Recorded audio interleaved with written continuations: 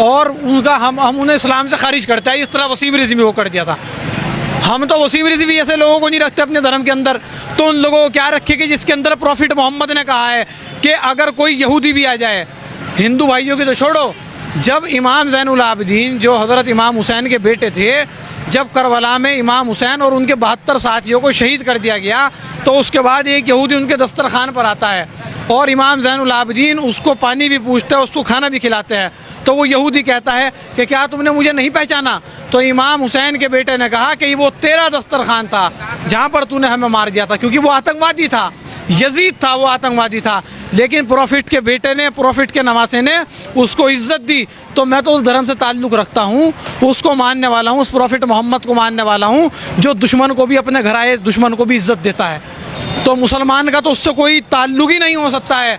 आप मुसलमानों के किसी भी धर्म गुरु के पास चले जाए और फतवा लिया है इस बात पर, अगर कोई मुसलमान किसी के साथ, कोई मुसलमान का भेष ओढ़ करके, कोई मुसलमान का नाम रख करके कोई मुसलमान नहीं हो सकता है। अगर वो कोई काम गलत कर रहा है या किसी नाजायज़ तरीके से किसी की निर्मम हत्या कर रहा है, वो मुसलमान हो ही नहीं सकता है। तुर्की जो मुसीबत में होता है भारत को याद करता है, अन्य देशों को याद करता है। भारत ने भी अभी जब तुर्की के अंदर भूकंप आया था, तमाम लोगों को मदद पहुंचाई थी, लेकिन वही तुर्की अब पाकिस्तान को हथियार दे रहा है और कह रहा है कि भारत से लड़ो।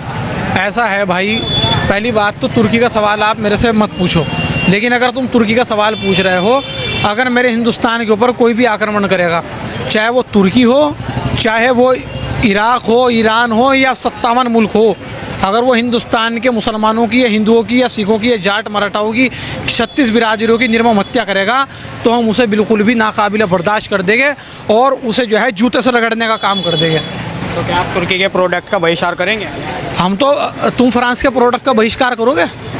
करेंगे, बिल्कुल करेंगे। तुम इजराइल के प्रोडक्ट का बहिष्कार करेंगे, क्यों नहीं करेंगे? सुनिए, क्यों करोगे इजराइल के प्रोडक्ट का बहिष्कार? आप ये बताओ। आप जो लोग कह रहे हैं कि वहाँ पे निर्मम लोगों को मारा जा रहा है फिलिस्तीन के अंदर, तमाम तरह की बातें हो रही हैं, ऐसी तुर्की और ये जनता यहाँ पर गवाह रहे।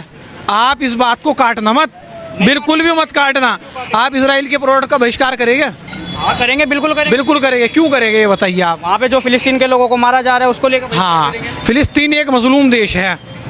फिलिस्तीन अगर यही उत्तर प्रदेश है, आप ध्यान रखना कभी आप पर मुकदमा हो जाए।